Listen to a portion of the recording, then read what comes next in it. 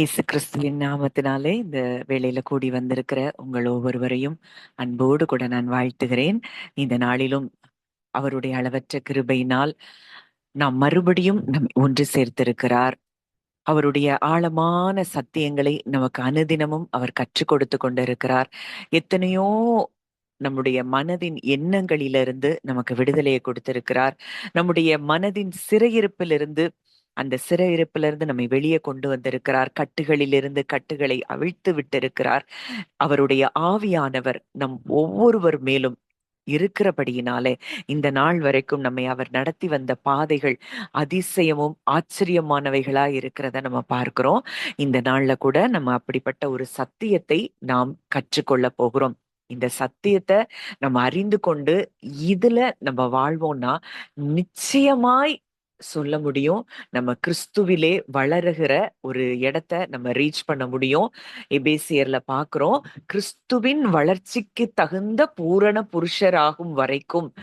அப்போ அந்த வளர்ச்சிய நம்ம ரீச் பண்ணணும். இன்னைக்கு நம்ம கோலே கிறிஸ்தவ வாழ்க்கை, கிறிஸ்தவர்களா நம்ம இருக்கிறோம், இயேசுவை ஏற்றுக்கொண்டு இருக்கிறோம்னா நமக்கு ஏதோ அது வேணும், இது வேணும், அது கிடைக்கணும், இது கிடைக்கணும், இந்த பேரு, புகழ், செல்வம், ஐஸ்வர்யம் இதெல்லாம் நமக்கு உரியது.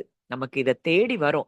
ஆனால் இதை எல்லாவற்றையும் மேலான ஒரு காரியம் என்ன அப்படின்னா, கிறிஸ்துவின் வளர்ச்சிக்கு தகுந்த பூரண புருஷராய் நாம் வர வேண்டும், நாம் மாற வேண்டும் என்பதுதான் தேவனுடைய சித்தமா இருக்கிறது. இன்றைக்கு அது எப்படி வர முடியும், அந்த இடத்துக்கு நம்ம எப்படி போக முடியும், அந்த இடத்துக்கு போகணும்னா இன்னும் நம்ம எதை அறிந்து கொள்ளணும், இதெல்லாவற்றையும் குறித்து நம்ம ஆழமாய் இன்றைக்கு நம்ம தியானிக்க போகிறோம்.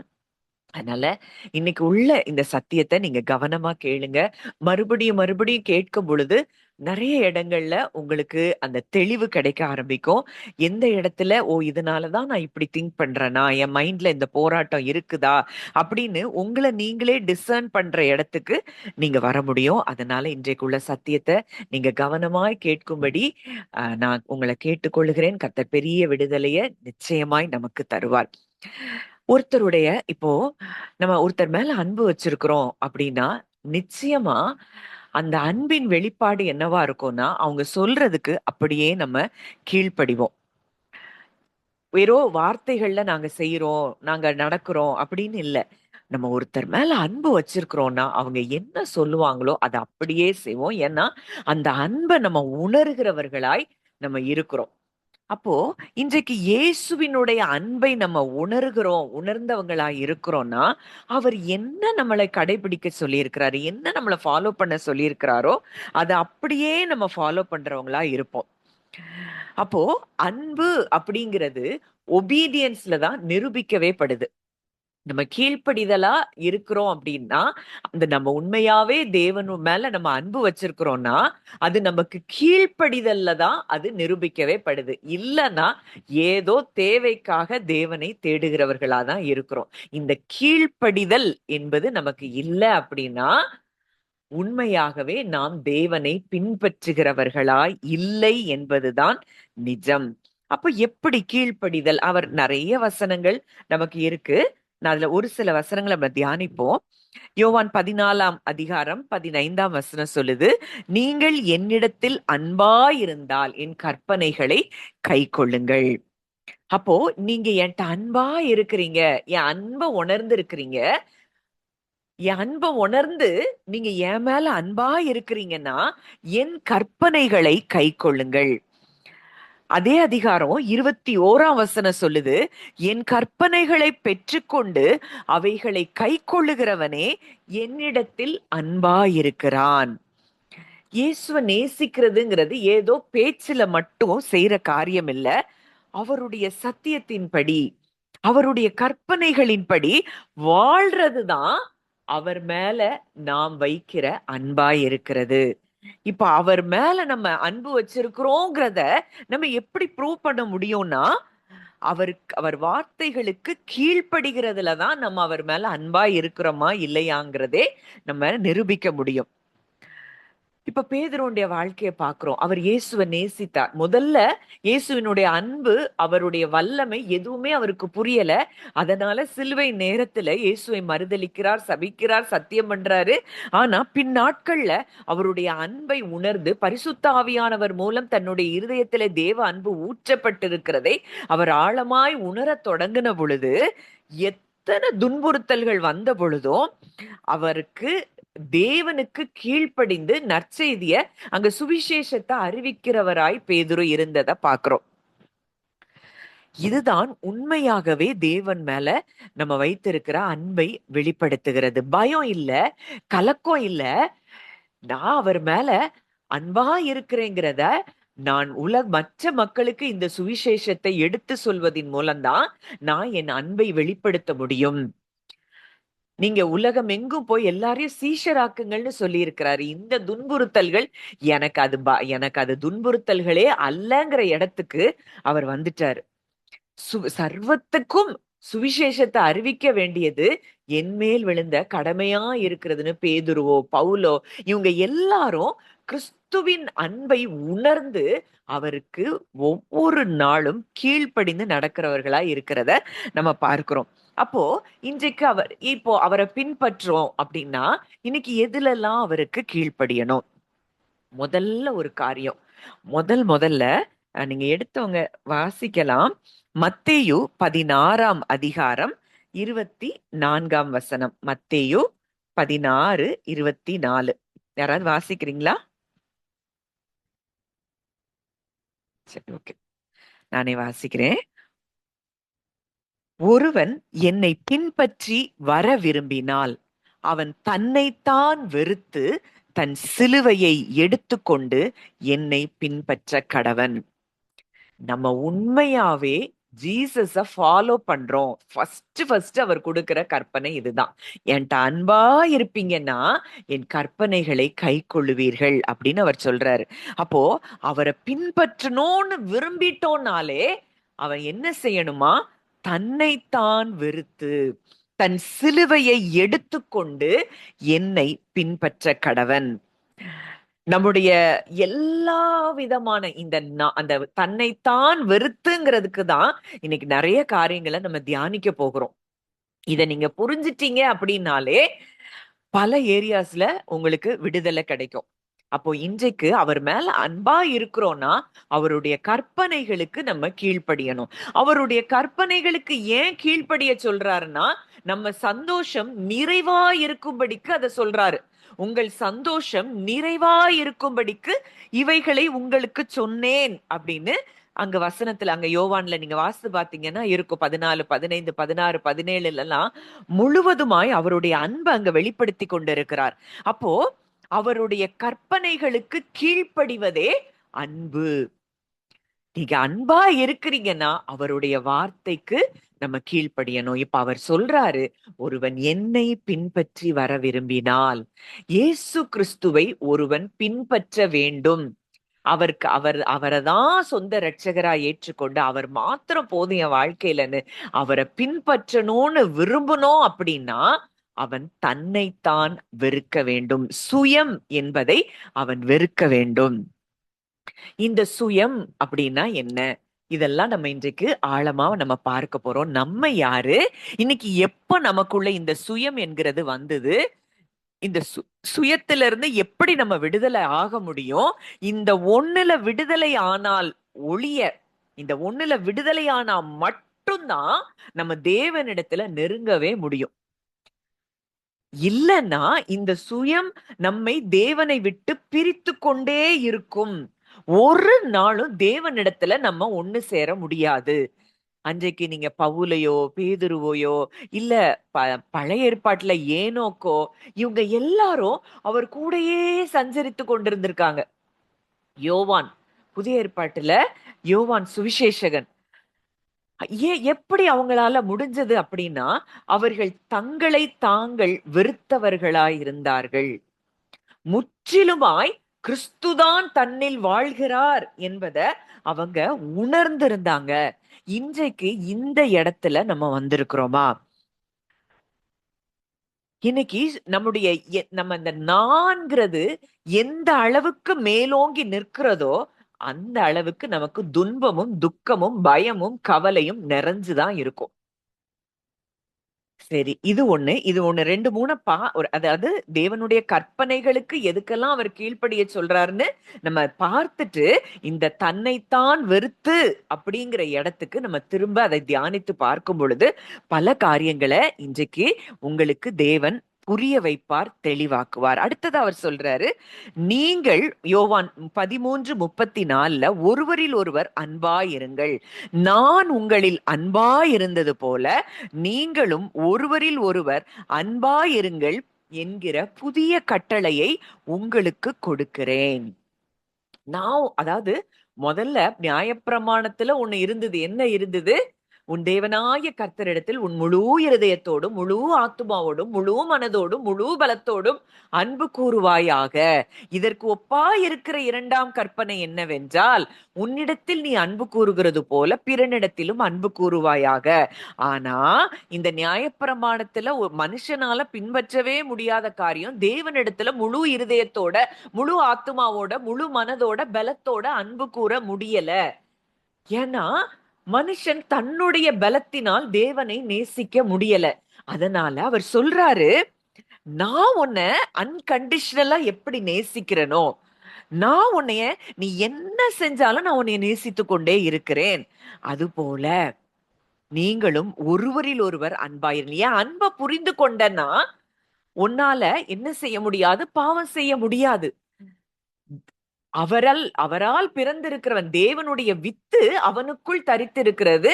அவன் பாவம் செய்யான் அப்படின்னு இருக்கு. அப்போ அவருடைய அன்பை உணர்கிறவனால பாவம் செய்ய முடியாது, மற்றவர்களை நேசிக்க முடியும். மன்னிக்கிறது, மற்றவங்களுக்கு சர்வ் பண்றது, இதெல்லாம் மூலம் நம்ம இயேசுவை பிரதிபலிக்கிறவர்களாய் நம்ம மாறுறோம். அப்போ இன்றைக்கு அவர் சொல்றாரு, நான் உங்களில் அன்பாய் இருக்கிறது போல நீங்களும் ஒருவரில் ஒருவர் அன்பாய் இருங்கள் என்கிற புதிய கட்டளையை உங்களுக்கு கொடுக்கிறேன். இதை ஃபாலோ பண்றவா? முதல்ல பார்த்தோம், தன்னைத்தான் வெறுத்து தன் சிலுவை எடுத்துக்கொண்டு என்னை பின்பற்ற கடவன்கிறாரு. அடுத்ததா புதிய கட்டளைய கொடுக்கிறாரு, ஒருவரில் ஒருவர் அன்பாயிருங்கள். எல்லாரையும் மன்னிங்க, எல்லாரையும் நேசிங்க. தவறு செஞ்சாலும், அப்பா நீங்க என்னைய மன்னிச்சிருக்கிறீங்கன்னா நான் அவங்கள மன்னிக்கிறேன். அந்த இடத்துக்கு வரும்போதுதான் நம்ம இருதயம் ஃப்ரீ ஆகும், லேஸ் ஆகும். இல்லைன்னா மனிதர்களை பற்றின எண்ணங்கள் நம்ம மைண்ட்ல ஓடிக்கிட்டே இருக்கும். ஒரு நாளும் தேவனிடத்துல நம்ம நெருங்க முடியாது. இது எல்லாவற்றையும் அவர் சொல்லுகிற காரியமே இது நம்ம சந்தோஷம் நிறைவா இருக்கும்படிக்கு இவைகளை நமக்கு சொல்றாரு. அடுத்ததா சொல்றாரு யோவான் 15:4 என்னில் நிலைத்திருங்கள், நானும் உங்களில் நிலைத்திருப்பேன். எல்லா சூழ்நிலைகளிலும் அவர்ல நிலைத்திருக்கும்படி, அது என்ன மழை அடிச்சாலும் வெயில் அடிச்சாலும் காற்று அடிச்சாலும் புயல் அடிச்சாலும் அவர்ல ரெஸ்ட் பண்ணணும், அவர்ல நிலைச்சிருக்கணும். இது அடுத்ததா அவர் கொடுக்கிற ஒரு கற்பனையாய் நம்ம பார்க்கிறோம். அடுத்ததா கனிகளை கொடுக்கிறவர்களாய் நாம் மாற வேண்டும் என்று சொல்லி அவர் சொல்றாரு. யோவான் 15:8 பார்க்கிறோம், நீங்கள் மிகுந்த கனிகளை கொடுப்பதினால் என் பிதா மகிமைப்படுவார். அப்போ இந்த அவர்ல நிலைச்சிருக்கும் போது நம்ம கிட்ட இருந்து வெளிப்படுவது தானாகவே கனிகள் தான் வெளிப்படும். இதுக்கு எல்லாத்துக்கும் ரூட் என்னன்னு பார்த்தோம்னா, நான் என்பதை வெறுப்பது. இது நம்முடைய பலத்தினால முடியாது. ஆனா இதனுடைய சத்தியத்தை ஆழமா அறிந்து கொள்ளும் போது ஈஸியா இந்த நான் என்பது நம்மை விட்டு அகன்று போகும். இன்னைக்கு எல்லாரும் ஸ்ட்ரகிள் பண்ற இடமே இந்த சுயம், இந்த நான். என்ன பார்த்து சொல்லிட்டாங்களே, என்ன பார்த்து பேசிட்டாங்களே, என்ன பார்த்து இப்படி சொல்லிருவாங்களோ, என்ன நான் வெட்கம் அடைஞ்சிருவனோ, நான் அப்படியே, நான் இப்படி, நான் நான் நான். இந்த நான் என்பது ஒரு மனுஷனுக்கு எப்போ மறிக்குதோ அப்பதான் இது எல்லாமே சாத்தியம். ஆவிக்குரிய கனிகளை கொடுக்க முடியும், ஒருவரில் ஒருவர் நேசிக்க முடியும், அவர்ல நிலைச்சிருக்க முடியும். ரூட். அதனாலதான் ஜீசஸ் காஸ்பல்ல நம்ம அவர் சொன்ன வார்த்தை அது, என்னை பின்பற்றி வர விரும்பினால் அவன் தன்னைத்தான் வெறுத்து.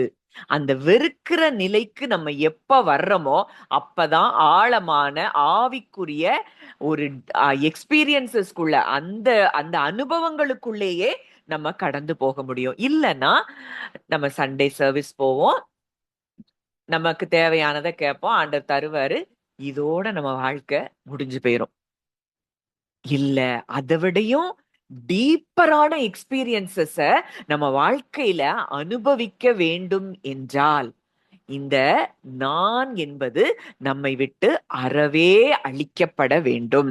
அடுத்ததா நம்ம பார்க்கிறோம் சீஷராக்குங்கள். அடுத்த ஒரு கற்பனை கொடுக்கிறாரு மத்தேயு 28:19. நீங்கள் புறப்பட்டு போய் சகல ஜாதிகளையும் சீஷராக்கி.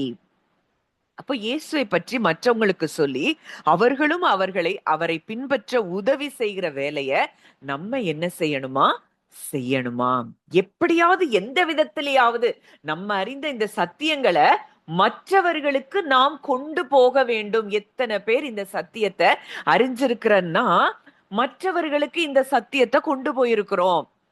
இன்னைக்கு நம்ம நிறைய ஏரியாஸ்ல விடுதலை ஆயிட்டோம், நிறைய பயத்துல இருந்து விடுதலை ஆயிருக்கோம், வியாதியில இருந்து விடுதலை ஆயிருக்கோம் இந்த சத்தியத்தை அறிந்த பிறகு. ஆனா எத்தனை பேருக்கு இந்த சத்தியத்தை கொண்டு போயிருக்கிறோம்? இதுவும் இயேசுவினுடைய ஒரு கட்டளையாய் கற்பனையாய் இருக்கிறதை நம்ம பார்க்கிறோம். புறப்பட்டு போய் சகல ஜாதிகளையும் சீஷராக்கி, நம்மளால முடிஞ்ச அளவு நமக்கு தெரிந்த சத்தியங்களை நம்ம என்ன செய்யணும்? மற்றவர்களுக்கு கொண்டு போய் சேர்க்கணும். இல்ல, இந்த சத்தியத்தை நீங்க கேளுங்க, இல்ல நீங்க அதை கேட்க உங்களுக்கு நல்ல ஆழமா நீங்க அறிஞ்சிருந்தீங்கன்னா நீங்க அதை போய் மற்றவர்களுக்கு சொல்லும் பொழுது அவருடைய கற்பனைகளை நிறைவேற்றுகிறவர்களாய், அவருடைய கற்பனையை நிறைவேற்றுகிறவர்களாய் நம்ம இருக்கிறோம். அப்போ உண்மையா நம்ம இயேசுவை நேசிக்கிறோம்னா, இன்னைக்கு நம்ம சும்மா சொல்றோம், பாட்டு பாடுறோம், வர்ஷிப் பண்றோம். நான்லாம் நிறைய இடங்கள்ல பாக்குறேன், வர்ஷிப்னு மக்கள் ஆராதிக்கிறாங்க, முன்னாடி நின்னு ஆராதிக்கிறாங்க, கைய தூக்கி அப்படியே பரலோகம் இறங்கி வர்ற மாதிரி ஆராதிக்கிறாங்க. ஆனா அவங்க ஸ்டேஜ விட்டு இறங்குன அடுத்த நிமிஷம் அவங்களுக்குள்ள நான் பயங்கரமா செயல்படுறத நான் பார்க்கிறேன். உண்மையா தேவனை ஆராதிக்க முடியல, எல்லாம் ஒரு பெர்ஃபார்மன்ஸா இருக்கு. ஏன்? ஏன்னா இந்த சத்தியத்தை அறியல, இந்த நான்கிறது சாகல. இதனால எப்பவுமே பயம், எப்பவுமே கவலை. ஆனா ஸ்டேஜ்ல ஏறி அழகா கைய உயர்த்தி ஆராதிக்கிறாங்க.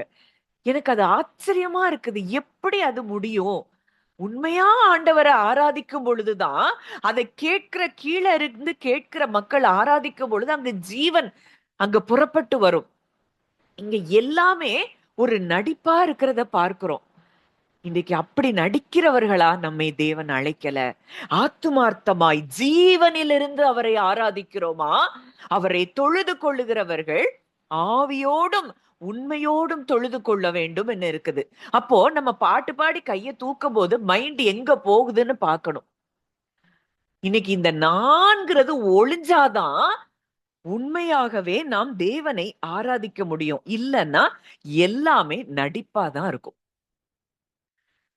எல்லாமே ஏதோ ஒரு சுயத்துக்காக. இப்போ பவுலும் சீலாவும் தேவனை துதிச்சாங்க, சிறையிருப்புல இருந்து விடுவிக்கப்பட்டாங்க, அங்க சிறைச்சாலையில அவங்க கட்டுகள் எல்லாம் அவிழ்ந்தது, அதனால நானும் துதிக்கணும், இப்படிதான் துதிக்கிற கண்ணோட்டத்தோட துதிப்பாங்க.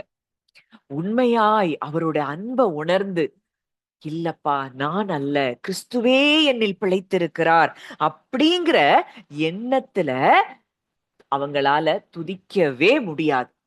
இந்த சத்தியத்தை அறிந்து கொள்ளாவிட்டால் உண்மையா தேவனை ஆராதிக்க முடியாது. எல்லாமே நடிப்பும் வேஷமுமாய்தான் இருக்கும்.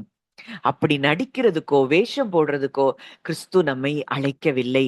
அவருடைய வளர்ச்சிக்கு தகுந்த பரிபூரண புருஷர் ஆகும்படிக்கு உங்கள் பிதா பூரண சர்க்குணராய் இருக்கிறது போல நீங்களும் பூரண சர்க்குணராய் இருங்கள் அப்படிங்கிறாருன்னா, எப்ப நம்ம பூரண சர்க்குணராய் மாற முடியும்? அவர் சொல்றாரு, உங்கள் சத்துருக்களை சிநேகியுங்கள், சபிக்கிறவர்களை ஆசீர்வதியுங்கள், உங்களை நிந்திக்கிறவர்களுக்காக, உங்களை துன்பப்படுத்துகிறவர்களுக்காக ஜெபம் பண்ணுங்கள். எப்ப முடியும்? இந்த நான் அப்படிங்கிறது ஒண்ணு மரித்தால்தான் இது சாத்தியம். இல்லைன்னா நீங்க எவ்வளோதான் நீங்க மணிக்கணக்குல நீங்க ஜெபித்தாலும், மணிக்கணக்குல உபவாசம் இருந்தாலும், இந்த நான் என்பது மரிக்கவில்லை என்றால் சத்துருக்களை சிநேகிக்க முடியாது, சபிக்கிறவங்கள ஆசீர்வதிக்க முடியாது. சில சில நேரங்கள்ல நமக்கு எண்ணங்கள் வந்தா கூட இந்த சத்தியம் நமக்குள்ள போகும்போது நம்ம ஈஸியா மற்றவர்களை மன்னிக்க முடியும்.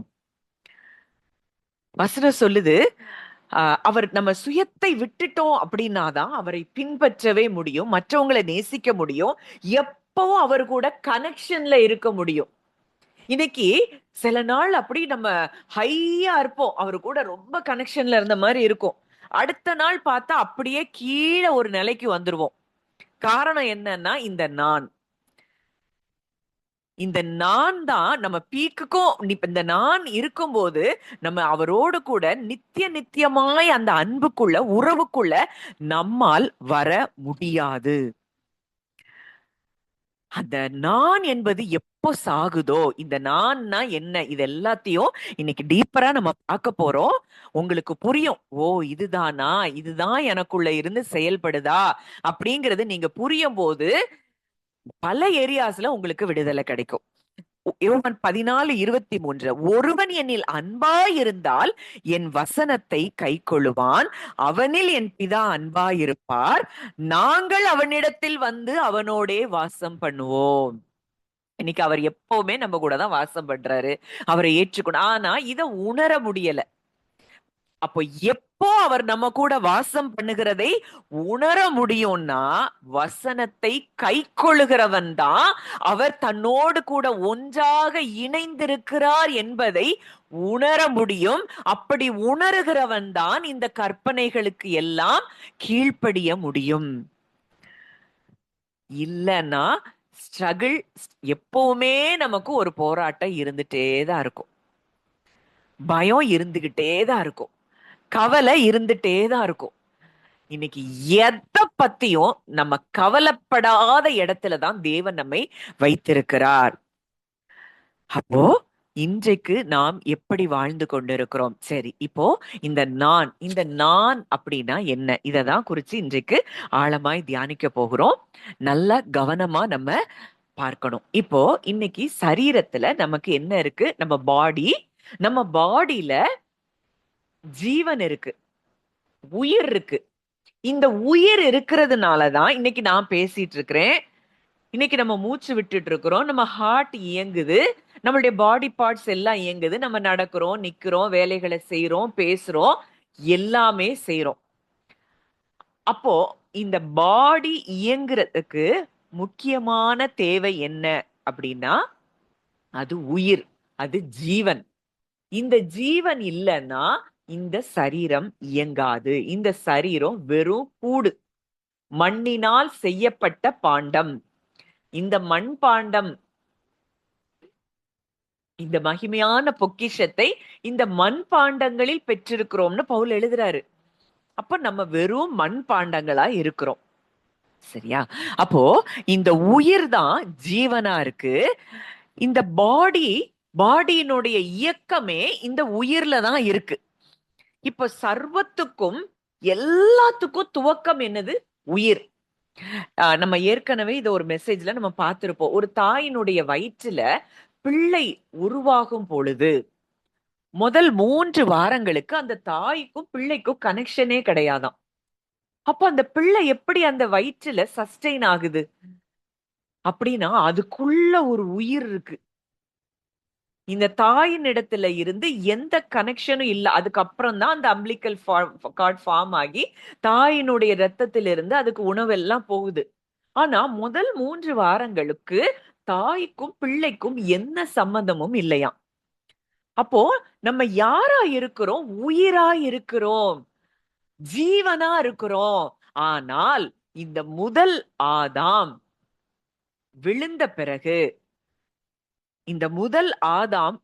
பிறகு என்ன ஆச்சு அப்படின்னா அவனுடைய ஃபுல் அட்டென்ஷனும் பாடிக்கு வந்துருச்சு. இத நான் சொல்றது எல்லாருக்கும் புரியுதான்னு தெரியல, கொஞ்சம் நல்ல கவனமா கேட்டீங்கன்னா நல்லா புரியும். இப்போ நம்ம உயிரா இருக்கிறோம், நம்ம பாடி கிடையாது. இந்த உயிர் எங்க இருந்து வந்தது, இந்த ஜீவன் எங்க இருந்து வந்ததுன்னா, உலக தோற்றத்துக்கு முன்பதாகவே கிறிஸ்துவுக்குள் நம்மை தெரிந்து கொண்டபடியே. நமக்கு உலகமே தோன்றதுக்கு முன்னாடியே நம்ம கிறிஸ்துவுக்குள்ள இருந்திருக்கோம். அப்போ நமக்கும் ஒரு ஆரம்பம் முடிவுங்கிறது இல்ல. அவருக்குள்ள இருக்கிறவங்களுக்கு ஆரம்பம் முடிவுங்கிறது கிடையாது. இந்த சர்வமும் கிறிஸ்துவுக்குள்ளதான் இருந்து சிருஷ்டிக்கப்பட்டிருக்கிறது. அப்போ உலக தோற்றத்துக்கு முன்னதாகவே நாம் ஆவியாய் அவருக்குள்ள அவருடைய எண்ணங்கள்ல இருந்தோம்.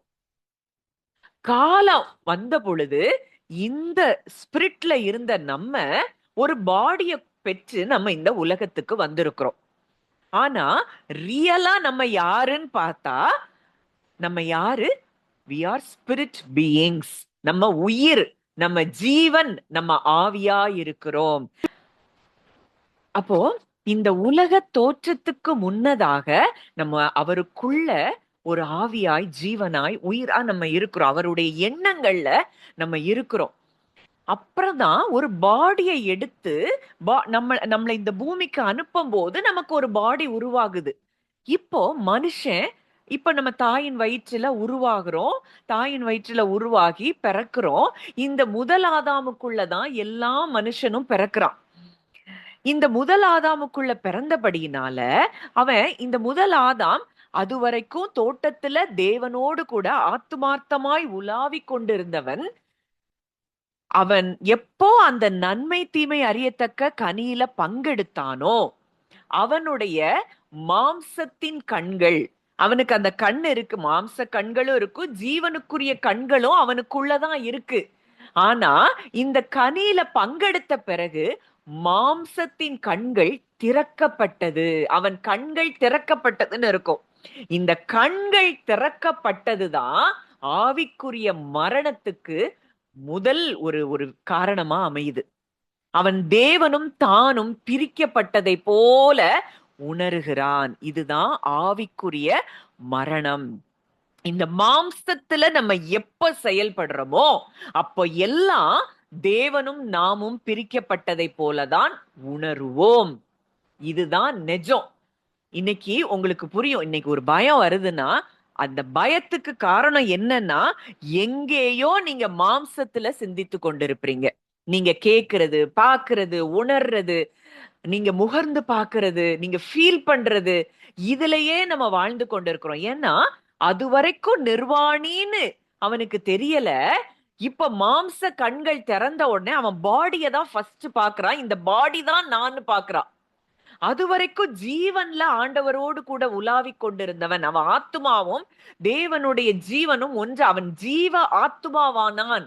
அவர் அவர் தேவ் அவன் ஆதாம் தேவனோடு கூட அழகா உலாவிக்கிட்டு இருக்கிறான், சந்தோஷமா இருக்கிறான். அவனுக்கு நிர்வாணிங்கிறது அவனுக்கு தெரியல. இப்ப மாம்சத்தின் கண்கள் திறக்கப்பட்ட உடனே அவன் சரீரம்தான் நான் பாக்குறான். அப்போ இந்த சரீரத்தை பார்த்த உடனே அவனுக்கு என்ன வருது? வெட்கம் வருது. நான் நிர்வாணியா இருப்பதினால். அது வரைக்கும் அவன் நிர்வாணியா தானே இருந்தான். இப்ப ஏன் அவனுக்கு புதுசா அந்த அறிவு வந்தது அப்படின்னா, பாடியில அவன் கான்சென்ட்ரேஷன் அவனுக்கு முழுவதுமாக கடந்து சென்றது. இந்த பாடியில கான்சென்ட்ரேஷன்னா நம்மளை குறிச்சு யார் என்ன பேசுறாங்க, என்ன சொல்றாங்க, அவங்க என்ன பத்தி என்ன நினைக்கிறாங்க, இவங்க என்ன பத்தி என்ன நினைக்கிறாங்க அப்படின்னு ஃபுல்லாவே உங்களுடைய மைண்டு இந்த பாடிக்கு வந்துருச்சு. இந்த பாடியில இருந்து, இந்த 5 சென்சஸ்ல இருந்து நம்ம வாழ ஆரம்பிக்கிறோம். இயேசு சொல்றாரு, இந்த நானை வெறுத்து ஒருவன் என்னை பின்பற்றி வர விரும்பினால் அவன் தன்னைத்தான் வெறுத்து, இந்த இந்த தன்னைத்தான் வெறுத்துனா இந்த பாடியில இருந்து வாழ்றத முற்றிலுமாய் அவன் களைந்து போட வேண்டும். இந்த பாடியில இருந்து வாழ்ற வாழ்க்கைய களைஞ்சு போடல அப்படின்னா தேவனோடு இணைக்கப்பட முடியாது. அவர் நம்ம கூட தான் இருப்பாரு, ஆனா நம்மளால அவரை எந்த சூழ்நிலையிலையும் ஃபீல் பண்ண முடியாது. ஒரு சின்ன சிக்னஸ் வரட்டும், ஒரு சின்ன சிம்டம் வரட்டும், உடனே ஐயோ இது இப்படி இருக்குமோ, அப்படி இருக்குமோ, அது அப்படி ஆயிருமோ. புதிய சிருஷ்டிக்கு வியாதிங்கிறது ஒரு மாயை, பயங்கிறது ஒரு மாயை. கவலைங்கிறது ஒரு மாயை.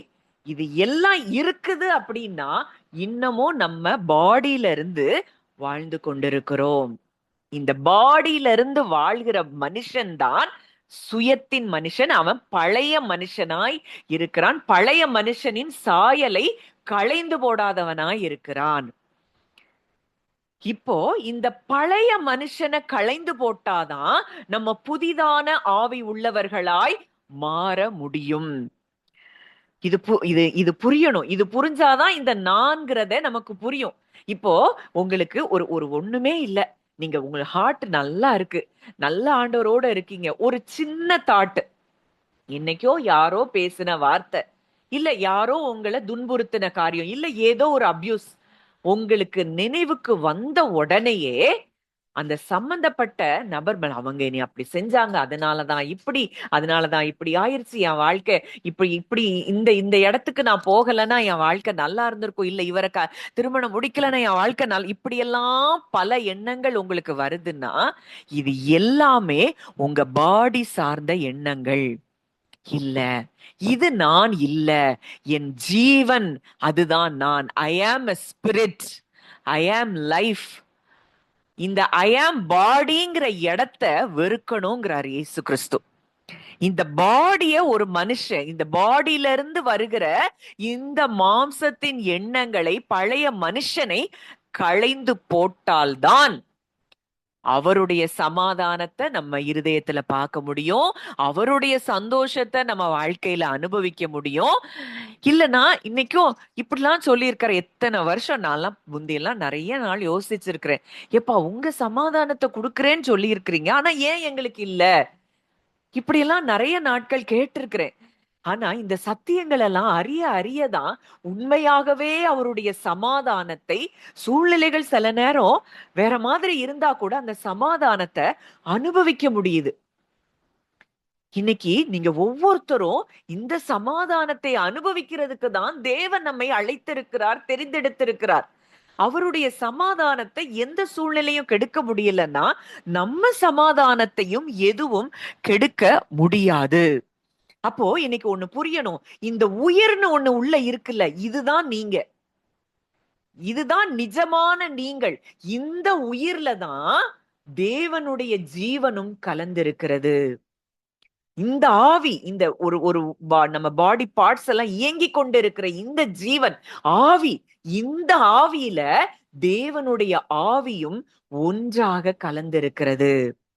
நம்ம ரீபர்த், மறுபடியும் பிறக்கும் போது, born again ஆகும்போது, கர்த்தரோடு தேவனால் மறுபடியும் பிறக்கிற மனுஷனிடத்துல அவருடைய ஆவி அவனுடைய ஆவியோடு கூட ஒன்றிணைக்கப்படுகிறது. கர்த்தரோடு இசைந்திருக்கிறவன் அவருடனே ஒரே ஆவியாயிருக்கிறான். அப்போ அவரும் நாமும் நம்முடைய ஸ்பிரிட்ல இன்னைக்கு தேவனோடு கூட நம்ம ஒன்றாகி விட்டோம். அப்போ இன்னைக்கு ஸ்பிரிட்ல ஒன்னாயிட்டோம்னா அப்போ அவரும் நாமும் இணைக்கப்பட்டு இருக்கிறோம். இந்த பாடியில இருந்து நீங்க வருகிற, நீங்க மற்றவங்க சொல்றது, மற்றவங்க உங்களை நடத்துறது, மற்றவங்க உங்களை குறிச்சு பேசுறது, இதுல வாழ்ந்துகிட்டு இருப்பீங்கன்னா இன்னமும் இந்த நான் என்பதை வெறுக்கல. நானும் தேவனும் ஒன்றா இருக்கிறோம். பவுல் சொல்றாரு, இனி நான் அல்ல, கிறிஸ்துவே என்னில் பிழைத்திருக்கிறார். அவர் எனக்குள்ள பிழைச்சிருக்கிறாரு. ஏன்னா அவர் லிட்டரலா கிறிஸ்துவ தான் அவருக்குள்ள பாக்குறாரு.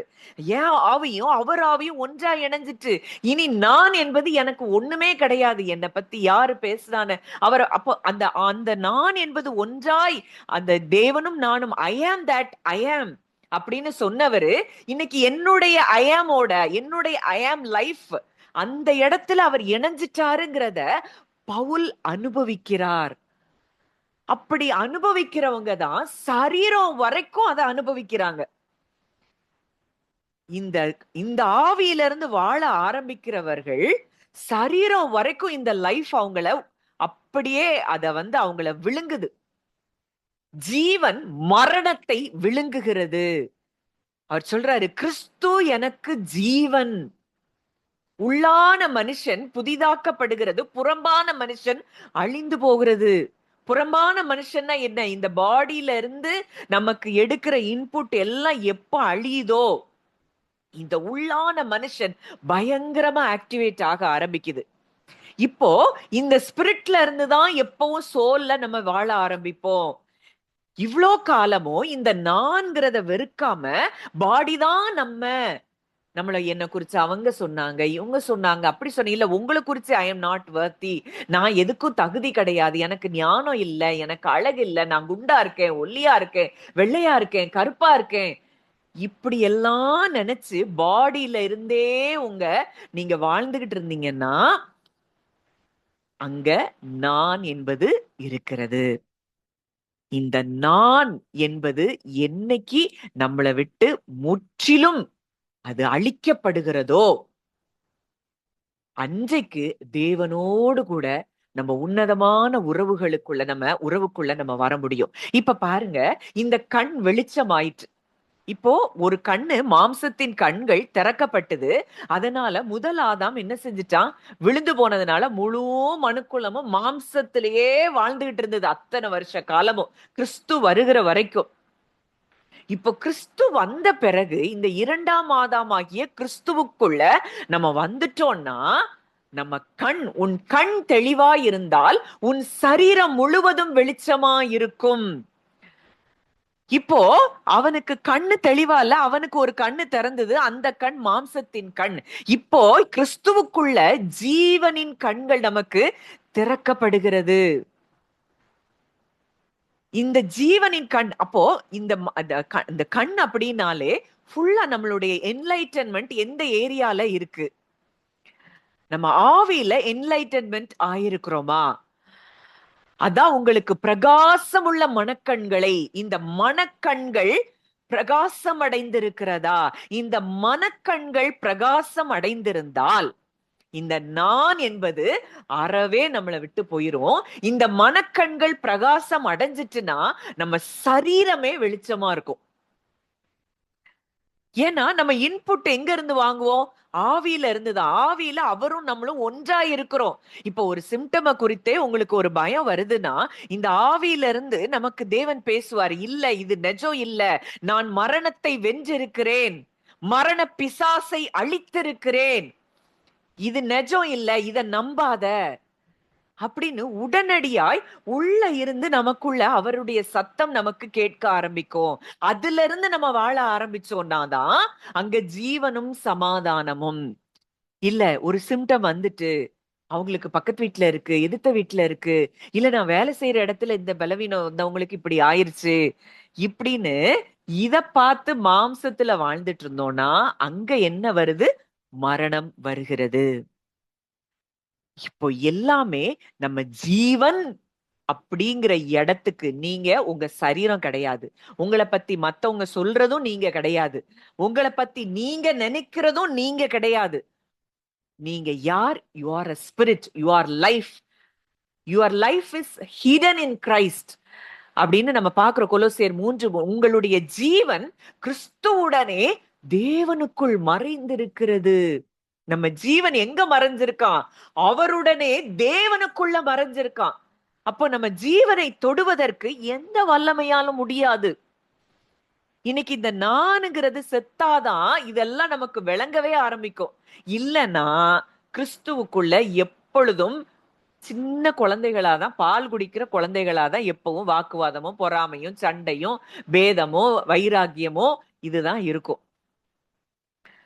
இன்னைக்கு கிறிஸ்துவுக்குள் நாம் யாரா இருக்கிறோம்?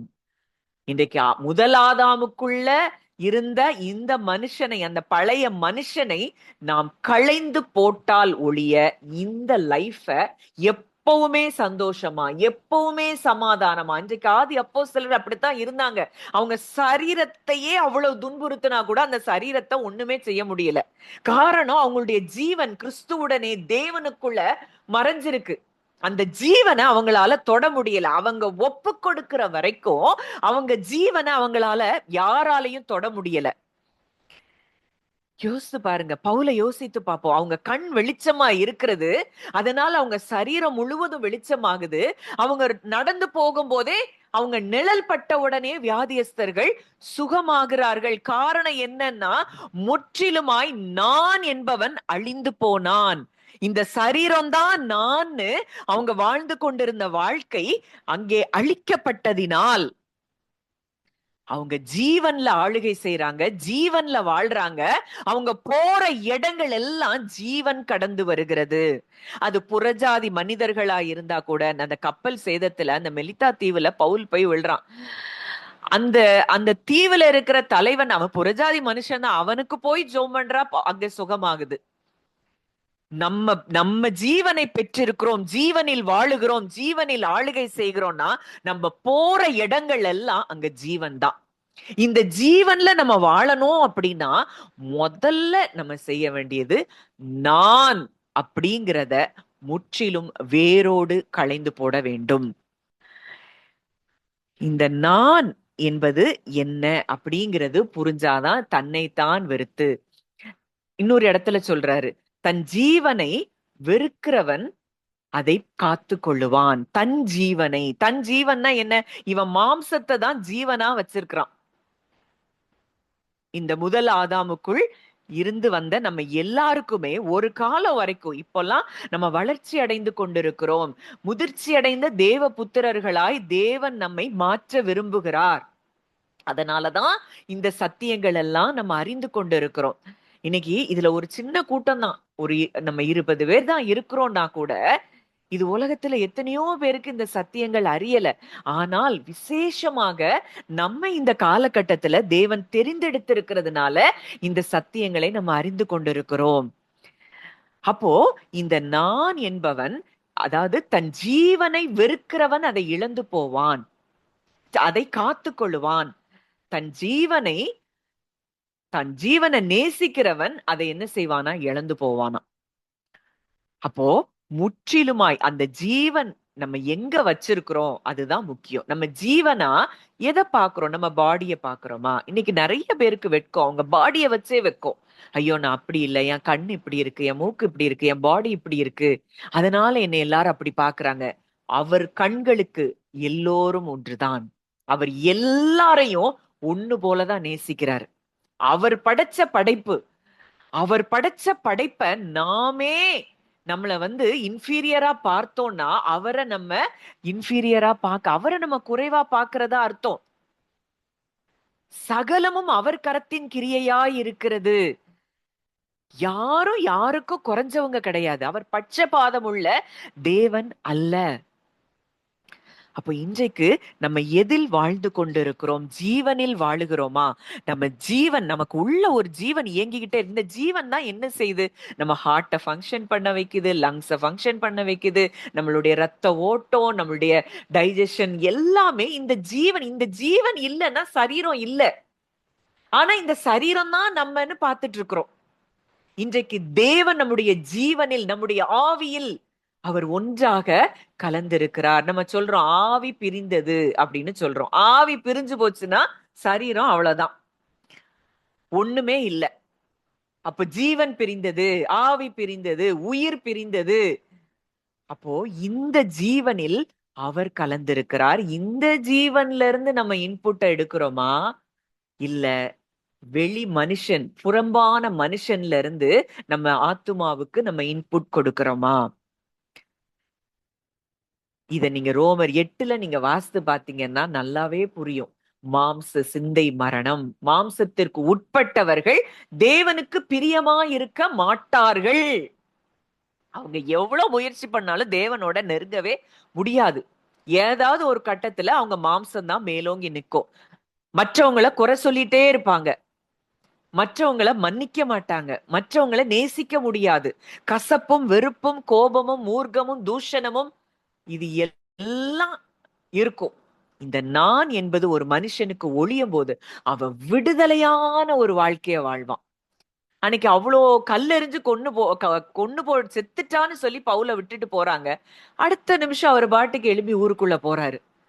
அவருக்கு கோபமும் இல்ல, எரிச்சலும் இல்ல. இயேசுவை பாருங்க, பரிசேயர் சதுசேயர் பிசாசுகளின் தலைவனாலே பிசாசை துரத்துகிறான்ங்கிறாரு அப்படின்னு சொல்றாங்க. ஆனா அதுக்கு அவர் ஒரு பதில கொடுத்துட்டு அதை பத்தி அவர் திங்க் பண்ணவே இல்லை. நீ என்ன என்னைய குறிச்சு பேசு, நான் யாருங்கிறது எனக்கு தெரியும். அதை பத்தி அவர் கவலையே படல. இன்னைக்கு நம்மளை பார்த்து அப்படி ஒரு வார்த்தை சொல்லி இருந்தாங்கன்னா நம்ம எத்தனை மாச கணக்குல உட்கார்ந்து அழுதுகிட்டு இருப்போம். என்ன பார்த்து பிசாசு பிடிச்சவன், பிசாசுக்கு தலைவன்னு சொல்லிட்டாங்களே. எங்க கொண்டு வைக்கிறோம்? பாடியில ஐடென்டிட்டிய வைக்கிறோம். ஐம்புலன்கள், மற்றவங்க பேசுறது, இதுல இருந்து வாழ்ந்து கொண்டிருக்கிற வரைக்கும் நமக்கு விடுதலை இல்லை. இன்னைக்கு ஒண்ணு நல்லா புரியணும். இந்த ஜீவன், இன்றைக்கு நமக்குள்ள இருக்கிற ஜீவன் மரணத்தை விழுங்கின ஜீவன். இத நீங்க உணர உணர உணர உணர என்ன ஆகும்னா, உங்க பாடியே லைட்டா மாற ஆரம்பிக்கும், வெளிச்சமா மாற ஆரம்பிக்கும். நீங்க சும்மா பேசினா கூட அங்க சுகம் உண்டாகும். நீங்க வசனத்தையே பேச மாட்டீங்க, சும்மா பேசிட்டு இருப்பீங்க, அங்க சுகம் நடக்கும். நீங்க சும்மா நடந்து போவீங்க, அங்க சுகம் உண்டாகும். அங்க மக்கள் விடுதலை அடைவாங்க. உங்களை பார்க்கும் போதே மக்கள் விடுதலை அடைவாங்க. உங்களை பார்க்கும் போது, உங்க கண்களை பார்க்கும் பொழுதே அது அக்கினி ஜுவாலையா பிசாசு பிடித்தவர்களுக்கு தெரியும். உங்களை பார்த்து அவங்க கண்டுபிடிப்பாங்க. ஐயோ, உன்னதமான தேவனுடைய குமாரன் இவர்களில் ஒன்றாயிருக்கிறார். இவங்க முன்னாடி நம்ம இருக்க முடியாதுன்னு தானாகவே பிசாசுகள் ஓட ஆரம்பிக்கும். அன்றைக்கு இயேசு எப்படி வாழ்ந்தாரோ அதே போல வாழ்வதற்குத்தான் நாம் அழைக்கப்பட்டிருக்கிறோம், தெரிந்தெடுக்கப்பட்டிருக்கிறோம். இன்றைக்கு எதில் நாம் வாழ்ந்து கொண்டிருக்கிறோம்? நம்ம ஒவ்வொருத்தரையும் நாம் ஆராய்ந்து பார்க்க வேண்டிய இடத்துல இருக்கிறோம். இன்னைக்கு ஒண்ணு நல்லா புரியணும். மனசு எப்பெல்லாம் வலிக்குதுன்னு சொல்றீங்களோ அங்க நான் இருக்கிறது. என்னை ஹர்ட் பண்றாங்க, என்னை ஹர்ட் பண்ணிட்டாங்க, என்னை இப்படி பேசிட்டாங்க, என்னை இப்படி நோகடிச்சிட்டாங்க, இல்ல எதையோ ஒண்ணு எதிர்பார்க்கறீங்க, எனக்கு அவங்க இதை செய்யணும், இல்ல நீங்க ரொம்ப நேசிக்கிற மக்களே இவங்க எனக்கு இதெல்லாம் செய்யலாமே, எனக்கு ஒண்ணுமே செய்ய மாட்டேங்க, இப்படி எதையாவது ஒண்ண மனம் எதிர்பார்க்குது, இல்ல மனது வலிக்குது இப்படின்னு சொன்னாலே அங்க என்ன இருக்கு? நான் என்பது தீவிரமாக உங்களுக்குள்ள செயல்பட்டு கொண்டிருக்கிறது. நான் அப்படிங்கிறத வெறுத்தவன் அவனுக்கு எதுவுமே வலியை ஏற்படுத்தாது. நான்கிறத வெறுத்தவனுக்கு எதுவுமே வலியை கொடுக்காது. இந்த வலி உங்களுக்கு வந்துட்டே இருக்கு அப்படின்னா இன்னமும் நீங்கள் மாம்சத்தில் வாழ்கிறீர்கள். இப்போ இதுதான் ரூட். இததான் நான் சொல்றேன். என்ன சொல்றேன்? தன்னைத்தான் வெறுத்தால் மட்டுமே மற்றவங்களை நேசிக்க முடியும். தேவனை உண்மையாய் நம்ம நேசிக்கிறவர்களாய் இருப்போம். அவரோடு கூட ஐக்கியம் கொள்ளுகிறவர்களாய் நாம் இருப்போம். இல்ல அப்படின்னா நம்ம எப்பவுமே பயம், கவலை, சோர்வு, டிப்ரெஷன், ஸ்ட்ரெஸ், தூக்க மாத்திரை இதுலதான் நம்ம போட்டு வாழ்ந்து கொண்டிருக்கிறோம். இன்னைக்கு நம்ம எதுல வாழ்றோம்? கொஞ்சம் யோசித்து பார்ப்போம். அடுத்ததான் நம்ம பார்க்கிறோம், இந்த லைட் பாடியா நம்ம மாற மாற மாற மாற நம்ம மற்றவர்களுக்கு வெளிச்சமாய் இருக்கிறோம். நம்ம மூலமாய் மரணம் விழுங்கப்படும். ஜீவன் மரணத்தை விழுங்கும். நீங்க எவ்வளோ பெரிய சிக்னஸ்ல இருக்கிறவங்கள கூட நீங்க என்ன செய்ய முடியும்? விடுவிக்க முடியும். நீங்க போய் ஒரு வார்த்தைய பேசினாலே அந்த அத்தாரிட்டி உங்களுக்குள்ள தானா செயல்பட ஆரம்பிக்கும். இந்த பாடியில இருக்கிற உங்களுடைய அந்த அந்த கான்சியஸ விட்டுட்டு ஜீவன் தான் நான், என்னுடைய ஜீவனில் அவர் ஒன்றாக கலந்திருக்கிறார் அப்படிங்கிற அந்த எண்ணங்களிலே நீங்கள் வாழ ஆரம்பிக்கும் பொழுது அங்கே மரணம் விழுங்கப்படும். இதுக்கு ரூட் எல்லாமே ரூட் என்னன்னா தன்னைத்தான் வெறுப்பது. இத வெறுத்தாதான் ஜீவனில் நாம் ஆளுகை செய்ய முடியும். கிருபையின் பரிபூரணத்தையும் நீதியாய் ஈவின் பரிபூரணத்தையும் இயேசு கிறிஸ்து என்னும் ஒருவராலே ஜீவனை அடைந்து ஆளுவார்கள் என்பது அதிக நிச்சயமாமே. நாம் ஜீவனை அடைந்தவர்களாய் இருக்கிறோம். இயேசு கிறிஸ்து நம்ம கிருபையின் பரிபூரணத்தை பெற்றவர்கள், நீதியின் ஈவாகிய பரிபூரணத்தை பெற்றவர்களாய் நாம் இருக்கிறோம். நாம் இயேசு கிறிஸ்து என்னும் ஒருவராலே நாம் ஜீவனை அடைந்திருக்கிறோம். நாம் ஆளுகை செய்கிறவர்களா இருக்கிறோம். இந்த ஆளுகை செய்கிற இடத்துக்கு நம்ம எப்ப வர முடியும் அப்படின்னா, நம்மை நாம் இந்த சரீரம் தான் நான்கிறத வெறுக்கும் பொழுது. இது இல்லைன்னா கிறிஸ்தவ வாழ்க்கை சும்மா ஒரு நம்ம ஒரு வாரத்துக்கு ஒரு நாள் ஒரு 2 மணி நேரம் சர்ச்ல போய் உட்காந்து, ஆண்டவரே எனக்கு அது இல்லை இது இல்லை, அந்த பிரச்சனை இப்படி இருக்கு, இந்த பிரச்சனை அப்படி இருக்கு இப்படின்னு பேசிக்கிட்டு சாதாரண ஒரு கிறிஸ்தவ வாழ்க்கையை வாழ்ந்து அப்படியே நம்ம அந்த வாழ்க்கையை முடிக்கிறவர்களா இருப்போம். இந்த ஜீவனை வெறுக்கிறவர்கள் தான் அசாத்தியங்களை சாத்தியமாக்குகிறவர்கள். எத்தையும் அவர்களால செய்ய முடியும். ஏன்னா ஜீவன்ல வாழ வாழ வாழ வாழ அவருக்குள்ள இருக்கிற ஒன்னஸ்ல பின்னி பிணைய ஆரம்பிக்கும் பொழுது அவரோடு கூட அவர்கள் உறவாடி கொண்டே இருப்பார்கள். அந்த உறவு அவர்களுக்கு பல வெளிச்சத்தை கொண்டு வரும். இந்த வெளிச்சத்துல அவங்க வாழும் பொழுது அவங்க ஆளுகை செய்கிறவர்களா இருப்பார்கள். அவர்களை கொண்டு அசாத்தியமான காரியங்கள் நடைபெறும். பேதுரு, பவுல் எல்லாம் மரித்தவர்களை அங்க நீங்க பாத்தீங்கன்னா அவங்க செஞ்ச அற்புதம் எல்லாமே பாத்தீங்கன்னா மரித்ததில் ஜீவனை கொண்டு வருகிறவர்களாய் இருந்தார்கள். பேதுருவை பார்க்கிறோம், அங்க தபித்தாள், அங்க அவங்க மரித்து போய் கிடக்குறா. அவனை பேதுருவை கூப்பிட்டு விடுறாங்க. அங்கே ஜீவனை அவர் கட்டவிழ்க்கிறார். பவுல பாக்குறோம், அங்க ஐத்திகு அங்க மாடியில இருந்து கீழே விழுந்து செத்து போயிட்டான். இவர் போறாரு, அங்க ஜீவன் கடந்து வருது. காரணம் என்னன்னா இவங்கெல்லாம் ஜீவனில் வாழ்ந்தார்கள். அவங்களுக்கு எதை குறிச்சும் பயம் இல்லை, எதை குறிச்சு கவலை இல்லை. ஐயோ இது எப்படி ஆயிட்டே, இவங்க மரிச்சு போயிட்டாங்களே, இவங்க ஜீவன்ல வர முடியுமா அப்படிலாம் யோசிக்கவே இல்லை. எனக்குள்ள அந்த ஜீவன் இருக்கு, நான் போவேன், அங்க ஜீவன் அவங்களுக்குள்ள வரும். பேதுருவும் யோவானும் பார்க்கிறோம், சப்பானி தாயின் வயிற்றிலிருந்து பிறந்தது முதல் அவன் சப்பானி. அவனுடைய அந்த இடுப்புக்கு கீழே அவனுடைய பாடி பார்ட்ஸ் எல்லாமே மரித்து போயிருக்கு. இந்த ஜீவனில் ஆளுகை செய்கிறவர்கள் மற்றவர்களுடைய சரீரத்துக்குள்ள ஜீவனை கொண்டு வருகிறவர்களாயிருக்கிறார்கள். மாம்சத்துல செயல்படுகிறவர்களுக்கு ஒருவேளை இயேசுவின் நாமத்தை சொல்லி அற்புதங்கள் நடக்கலாம். ஆனால் அது ஆண்டவர் சொல்றாரு, என் நாமத்தினால உங்க நாமத்துல நாங்க பிசாசை துரத்தணும், வியாதியஸ்தர்களை சுகமாக்கணும் அப்படிலாம் சொல்லுவீங்க. ஆனாலும் நான் உங்களை அறியேன் அப்படின்னு சொல்லிடுவாராம். ஏன்னா அவங்க கனிகளை கொடுக்காதவர்கள், தேவனை அவங்க மாம்சத்தை வெறுக்காதவர்கள். இவங்களும் இயேசுவின் நாமத்தை ஏதோ சொல்லி இதெல்லாம் செய்யறாங்க. ஆனா தேவன் சொல்லி என்ன உங்களை எனக்கு தெரியாது. ஏன்னா இவர் என் கூடயே நீங்க இல்லையே, என் கூட நீங்க பின்னி பிணையில உங்களுடைய ஜீவன்ல நான் இல்லையே அப்படின்னு ஆண்டவர் சொல்றாரு. ஆனால் ஒருவன் மாம்சத்தை வெறுத்தவன் ஜீவனில் அவரோடு கூட ஒன்றாக இணைக்கப்பட்டவன் செய்கிற அற்புதங்களும் அடையாளங்களும் அங்க அது ஆச்சரியமானதா இருக்கும். அதாவது ஒருவனுடைய கனிகளை எப்படி ஒரு மரத்தை எப்படி அறியலாம் அப்படின்னா இந்த கனிகள் மூலம் அறியலாம். முதலாவது ஒரு மனுஷன்ட்ட இருக்கக்கூடிய கனி என்ன அப்படின்னா அவன் தன்னைத்தான் வெறுத்தவனா இருப்பான். அவனுக்கு நான் என்பது இருக்காது.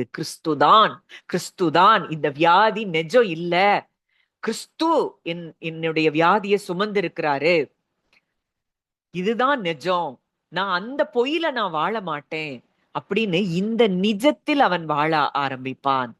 இந்த நிஜத்துல வாழுகிறவன் தான் ஆளுகை செய்கிறவனாய் இருப்பான். சிம்டம்ஸ் வந்தா கூட அதை பெருசா நம்ம பார்க்கவே வேண்டாம், அதை திங்க் பண்ணவும் வேண்டாம். நான் ஜீவனில் ஆளுகை செய்கிறவனாய் இருக்கிறேன். நான் சரீரம் சொல்றது உண்மை இல்ல, நெஜம் இல்ல, சத்தியம் இல்ல.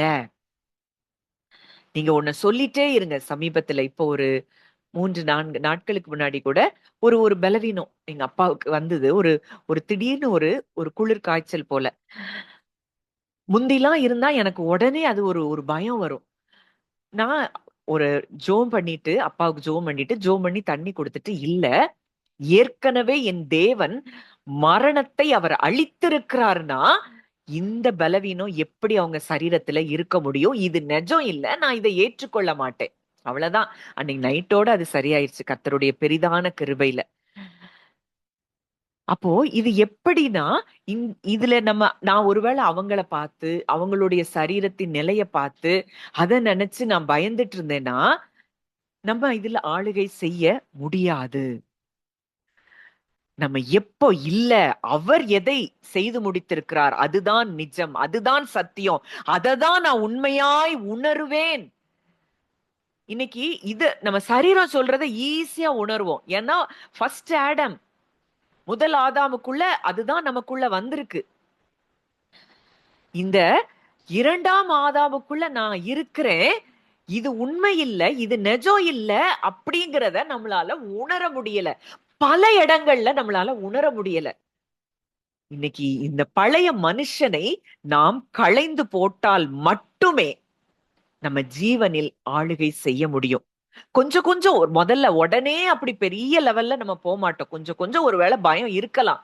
ஆனா அந்த பயத்துக்கு நீங்க மேலும் மேலும் இடம் கொடுக்காதபடிக்கு, அப்பா எனக்குள்ள நீங்க இருக்கிறீங்க, உங்க ஜீவன் எனக்குள்ள இருக்கு, இந்த ஜீவன்ல ஆளுகை செய்வேன்னு நீங்க சொல்லியிருக்கிறீங்க, இந்த ஜீவன்ல நீங்க செய்து முடித்ததுதான் நிஜம். என்னுடைய என் குடும்பத்தில் இருக்கிற ஒவ்வொருவருடைய ஜீவனும் கிறிஸ்துவுடனே உமக்குள் மறைந்திருக்கிறது. எங்க ஜீவனை தொட எந்த வல்லமைக்கும் அதிகாரம் இல்லை.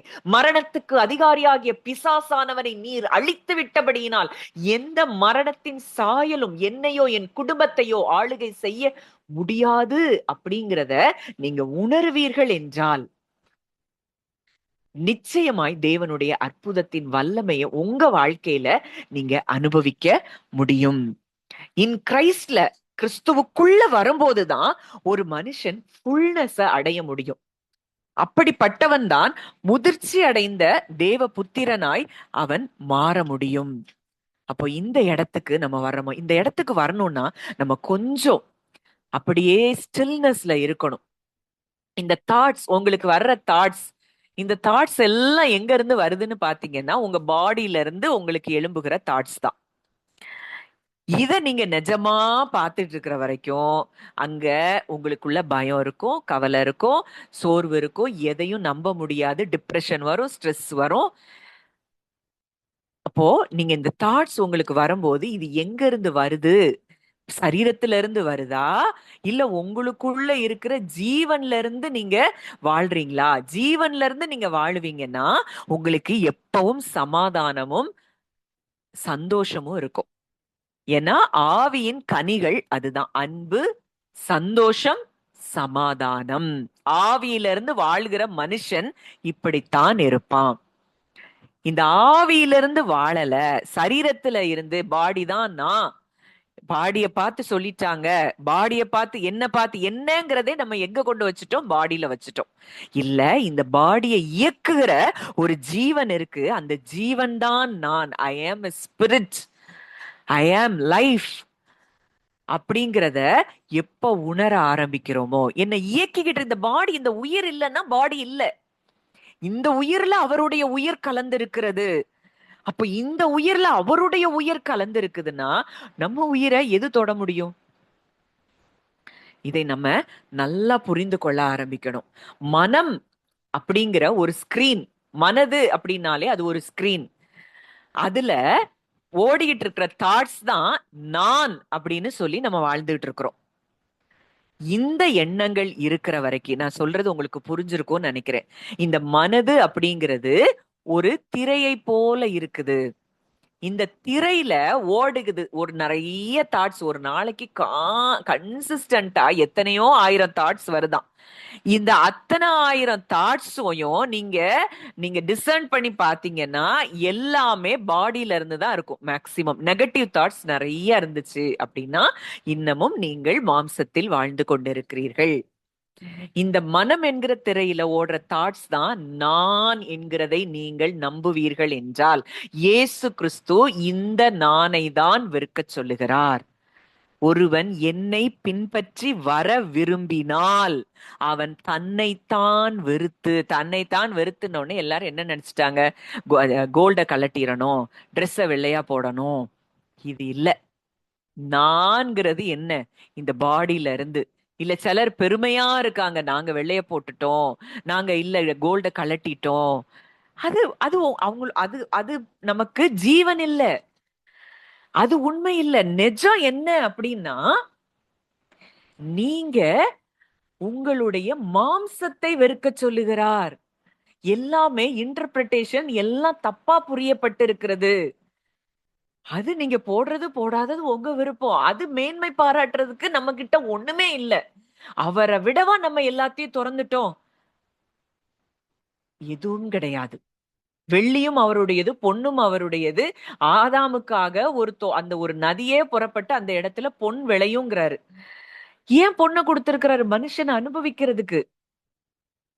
ஆனா நம்முடைய எண்ணம் அதுல போக கூடாதுங்கிறாரு. உனக்கு மணியோ இல்ல உன்னுடைய எந்த எந்த எதுவுமே நமக்கு ஜீவனா மாறக்கூடாது. மனுஷனுக்கும் பொருளுக்கும், அதாவது உலக பொருளுக்கும் எனக்கும் ஒருவனால ஊழியம் செய்ய முடியாதுங்கிறாரு. அப்போ நம்மளுடைய நான் எதுல இருக்கு? பணம் இல்ல, பணம் தான், பணம் பணம் பணம்னு இந்த பணம் இல்லைன்னா ஒண்ணுமே இல்லைன்னு நம்ம நினைக்கிறோம்னாலும் அங்க நம்ம நான் மாட்டிக்கொண்டிருக்கு. இந்த நான்ல இருந்து எப்போ ஒரு மனுஷன் விடுபடுகிறானோ அவனே துன்பம் இல்லாத மனுஷனா இருப்பான். அதனாலதான் இயேசு சொல்றாரு, நீங்க சந்தோஷமா இருக்கணும்னா நான் சொல்றத ஃபாலோ பண்ணுங்க. எதை ஃபாலோ பண்ணணும்? முதல்ல அவர் சொல்றது தன்னைத்தான் வெறுத்து, நம்ம மாம்சத்தை வெறுக்கிறதுனா என்ன? அந்த முதல் மனுஷனுடைய நேச்சர்ல இருந்து நமக்குள்ள வந்த இந்த நான், இத வெறுத்தா ஒழிய இந்த மனம் என்கிற திரையில ஓடுற எண்ணங்கள் தான் நான் நினைக்கிறோம்ல, இத முதல்ல வெறுக்கணும். இத வெறுத்துட்டோம் அப்படின்னா அடுத்த லெவலுக்கு நம்மால் கடந்து போக முடியும். ஆவிக்குரிய அந்த ஒரு கான்சியஸ நம்ம அட்டைன் பண்ண முடியும். ஜீவனில் நாம் ஆளுகை செய்ய முடியும். அப்போ மனம் முதல் ஆதாம் மூலம் மனது மாயைக்குள்ள என்ன செஞ்சிருச்சான்? சிக்கிக்கிட்டு. முதல் ஆதாமின் மூலம் மனது ஒரு இலூஷன், மாயை. மாயைனால என்ன? எல்லாமே பொய். முழு நம்முடைய வாழ்க்கையே எதுல போயிட்டு இந்த பிளஷுக்குள்ள போனதுனால முழுவதுமாய் மாயைக்குள்ள சிக்கிட்டு. இப்போ இந்த தாட்ஸ், இந்த மனதுல எழும்புகிற இந்த தாட்ஸ பிரேக் பண்றதுதான் சுயத்தை வெறுப்பது. செல்ஃப் டினையல் அப்படின்னு சொல்றாரு. சுயத்தை வெறுப்பது. செல்ஃப்ல இருந்து நம்ம வெளியே வந்து நான் யாரா இருக்கிறேன்? கிரைஸ்டா இருக்கிறேன். கிரைஸ்ட் தான் எனக்கு ஜீவனா இருக்கிறாரு. அந்த ஜீவன், அந்த கான்சியஸ்ல நம்ம வாழ ஆரம்பிக்கிறது தான் செல்ஃப்ல இருந்து நம்ம வெளியே வருகிற காரியம். இனி நான் அல்ல, கிறிஸ்துவே என்னில் பிழைத்திருக்கிறார். 1 கொரிந்தியர் 6ல பாக்குறோம். நீங்கள் உங்களுடையவர்கள் அல்ல என்று அறியீர்களா? முழுவதுமா ஆதாம பாக்குறோம். முதல் ஆதாம பாக்குறோம். அவன் அந்த பாடியில போகுது, நிர்வாணியா பாக்குறான். நிர்வாணின்னு பார்த்த உடனே வெக்கம் வருது. வெக்கம் வந்த உடனே பயம் வருது. தேவனை விட்டு பிரிஞ்சு ஒளிந்து கொள்றான். அது வரைக்கும் தேவனோடு கூட கையை பிடிச்சு தோட்டத்துல உலாவிக் கொண்டிருந்தவன் அடுத்த நிமிஷம் தேவனை விட்டு பிரியறான். இது எல்லாம் எங்க வருது? பாடியில இருந்து ஆரம்பிக்குது. பாடி ஒண்ணு அவனுக்கு சொல்லுது, இந்த பாடி தான் நீ, இந்த பாடியில நீ நிர்வாணியா இருக்க அப்படின்னு. அவனுக்கு வெக்கம் வருது, பயம் வருது. பயம் வந்த பிறகு அங்க உறவுல பிரிவினை வருது. ஏவாளை பார்த்து சொல்றான், இவள் என் எலும்பின் எலும்பும் மாம்சத்தின் மாம்சமும்னு ஆதியாகமம் 2வதுல சொன்னவன் 3வது அதிகாரத்துல சொல்றான். தேவரீர் தந்த ஸ்திரீ. பிரிவினை வருது, செப்பரேஷன். இது எல்லாமே அவனுடைய மனது பாடிங்கிற மாயையில போய் சிக்கிக் கொண்டதன் விளைவு. இந்த மாயையில இருந்து ஒரு மனிதன் எப்போ விடுபடுறானோ அவனே நித்தியமான சுதந்திரத்தை அனுபவிக்கிறவனாய் இருப்பான். இல்லைன்னா எப்பவுமே மனுஷரை பார்த்து பயந்துகிட்டு தான் இருப்பாங்க. இந்த பாடியில இருக்கிறவங்க, அவங்க என்னை எப்படி பேசிடுவாங்களோ, இவங்க என்னை எப்படி பார்த்து சொல்லிடுவாங்களோ, இவங்க என்னை எப்படி ஹர்ட் பண்ணிடுவாங்களோ, இப்படின்னு மனுஷருக்கு பயந்தே வாழ்ந்து கொண்டிருப்பார்கள். நம்ம எப்போ இந்த செல்ஃப் டினையல், இந்த சுயத்தை நம்ம வெறுக்கிறோமோ அப்பதான் கிரைஸ்ட் கான்சியஸ்னஸ நம்ம என்ன செய்ய முடியும்? அட்டைன் பண்ண முடியும். கிறிஸ்துவாய் இருக்கிறேன், கிறிஸ்து எனக்குள் இருக்கிறார், நான் அல்ல. நம்ம யாருங்கிற அடையாளத்தை முதல்ல கண்டுபிடிக்கணும். நம்ம யாருங்கிறத கண்டுபிடிக்கல அப்படின்னா நம்ம வாழ்க்கை டோட்டலா எப்பவுமே பயத்துக்குள்ளதான் இருக்கும். ஜீசஸ் உலகத்துக்கு வந்ததே பிதாவை வெளிப்படுத்தும்படிக்கு தான் வந்தாரு. இன்னைக்கு நம்ம பர்ஃபெக்ட் ரிஃப்ளெக்ஷனா பிதாவை வெளிப்படுத்துகிறவர்களா இருக்க வேண்டும் என்று சொல்லி இயேசு கிறிஸ்து சொல்றாரு. நீங்கள் உங்கள் பிதாவை போல பூரண சர்க்குணராய் இருக்க வேண்டும். இதெல்லாம் நீங்க பவுல் எழுதின நிருபங்கள்ல நிறைய பார்க்க முடியும். பவுல் இந்த ஒரு நிலையை அவரு ரீச் பண்ணியிருக்காரு. இந்த மாயை நான் அல்ல, இந்த தாட்ஸ் நான் அல்ல. அப்ப மாயை உடைக்கிற, இப்போ இந்த மாயை இன்னைக்கு இந்த இடத்துக்கு நம்ம வந்திருக்கிறோம் அப்படின்னாலே நிறைய இதுல நம்ம உடைக்கப்பட்டிருப்போம். இந்த உடைக்கப்பட்டவர்கள் தான் தேவனை தேடி தேடி தேடி தேடி இந்த லெவலுக்கே வந்திருப்போம். நிறைய மனுஷர்களால உடைக்கப்பட்டிருப்போம். ஏன் ஏன் ஏன்னு கேள்வி கேட்டு கேள்வி கேட்டுதான் இந்த இடத்துக்கு வந்திருப்போம். இவங்க தான் இப்படிப்பட்ட நபர்கள் தான் நமக்குள்ள இருக்கிற அயாம உடைக்கிறவங்களா இருக்கிறாங்க. அதனால அப்படிப்பட்டவர்களுக்காக நம்ம என்ன சொல்லணும்? நன்றி செலுத்தணும் தேவனுக்கு. ஆண்டவரே, இந்த மனிதர்கள் என் வாழ்க்கையில இல்லைன்னா இது நான்கிற இடத்துக்கே நான் வந்திருக்க மாட்டேனப்பா, அதுக்காக உமக்கு நான் நன்றி சொல்றேன். அப்போ அப்படிப்பட்டவர்களுக்காக நம்ம நன்றி செலுத்த ஆரம்பிக்க வேண்டும். இன்னைக்கு வியாதி, மரணம், அழிவு, வலி, எனக்கு வலிக்குது, என் ஹார்ட் வலிக்குது, அவங்க என்னைய காயப்படுத்திட்டாங்க, குற்றப்படுத்திட்டாங்க, என்னை அப்படி சொல்லிட்டாங்க, இப்படி, இது எல்லாமே மாயை. இது உங்களுக்கு நடக்கல. இது உங்களுக்கு நடக்குதுன்னு நீங்க நினைக்கிறதுனாலதான் உங்களுக்கு வலி. நம்ம ஏற்கனவே பார்த்தோம், சவுல் அந்த துன்பப்படுத்திட்டு இருக்கிறான் கிறிஸ்தவ மக்களை. அப்ப இயேசு கிறிஸ்து சவுலை சந்திக்கும் போது சொல்றாரு, சவுலே சவுலே, நீ ஏன் என்னை துன்பப்படுத்துகிறாய்ங்கிறாரு. அப்போ தேவன் எப்படி பாக்குறான்னா, அவர் தன்னுடைய பிள்ளைகளோடு அவர் ஒன்றாக கலந்திருக்கிறத அவர் பாக்குறாரு. ஆனா நம்ம இந்த நாலேஜை இன்னும் ரீச் பண்ணல, அட்டைன் பண்ணல. அதனாலதான் எல்லாமே எனக்கு நடக்குதுன்னு நினைக்கிறோம். இன்னைக்கு எனக்கு நடக்கிறது எதுவும் எனக்குரியது இல்ல. இனி அதுல 1 கொரிந்தியர் 6 நீங்க வாசித்து பார்த்தீங்கன்னா அதுல நல்லா போட்டிருக்கோம், நீங்கள் உங்களுடையவர்கள் அல்ல என்று அறியீர்களா. நான் எனக்குரியவளே அல்லையே, அவருக்குரியவள். அப்ப எனக்கு என்ன நடந்தாலும் அது அவருக்கு நடக்கிறதா தானே அவர் பாக்குறாரு. நான் ஏன் கவலைப்படணும்? அதை அவர் பார்த்து கொள்ளுவார். அப்படிங்கிற இடத்துக்கு நம்ம வந்துருவோம். இந்த இடம் இல்லைன்னா நம்ம நடிச்சுட்டு தான் இருப்போம். மன்னிக்கணும் மன்னிக்கணும் மன்னிக்கணும், நேசிக்கணும் நேசிக்கணும்னு போராடி தேவ அன்பை காட்டணும். முடியவே முடியாது. எப்போ இந்த நான் என்பதை நம்ம துறக்கிறோமோ அப்பதான் மற்றவர்களை நாம் நேசிக்க முடியும். ஐயோ, அவங்க தெரியாம செய்யறாங்க.